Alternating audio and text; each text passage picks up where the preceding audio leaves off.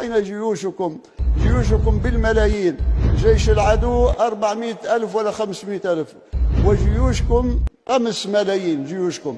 أين الألوية وأين الفرقاء؟ فريق الأول فريق ركن لواء كذا عقيد ركن، أين هؤلاء؟ أين طياروكم؟ تملكون مئات أو آلاف الطائرات الحديثة، الميج والإف 15 والإف 18. هل الطيارون الصهاينة أرجل منكم؟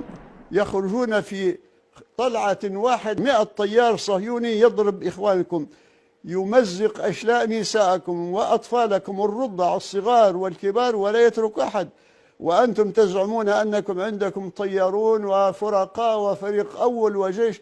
والله أين الرجلة؟ أين النجدة؟ أين الشهامة؟ أين المروءة؟ أين الدين يا جيوش المسلمين؟ لو كان فيكم رجل رشيد، لو كان فيكم رجل حتى على معتقد نخوة أهل الجاهلية، انصر أخاك ظالما أو مظلوما، ما تركتم إخوانكم بهذه الصورة. لخرجت منكم عشرات الطائرات ترفض الأوامر وتقتحم الحدود وتضرب في عمق اليهود الصهيوني كما يضرب الطيار اليهود النساء والأطفال في غزة. أنتم ما الذي يمنعكم؟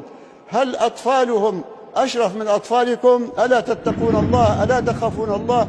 أين النجدة؟ إلى أي حد يصل الهوان ويصل الذل بكم وبحكامكم؟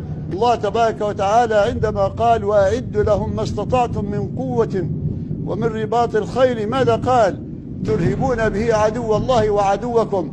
صارت هذه الجيوش المؤلفة بالملايين وهذه الطائرات الحديثة وهذه الميزانيات الضخمة بالتريليونات لقمع الشعوب، لقمع المسلمين. أما العدو فهو في مأمن، فهي التي تؤمن العدو. القوات المصرية والأردنية والقوات العربية هي التي تؤمن العدو. هذا بكلام اليهود ليس بكلامي. اليهود هم الذين قالوا هذا، قالوا الحكام العرب يمدوننا بالسلاح وبالمال وبالنفط ولا يمدون المقاومة إلا بالأكفان.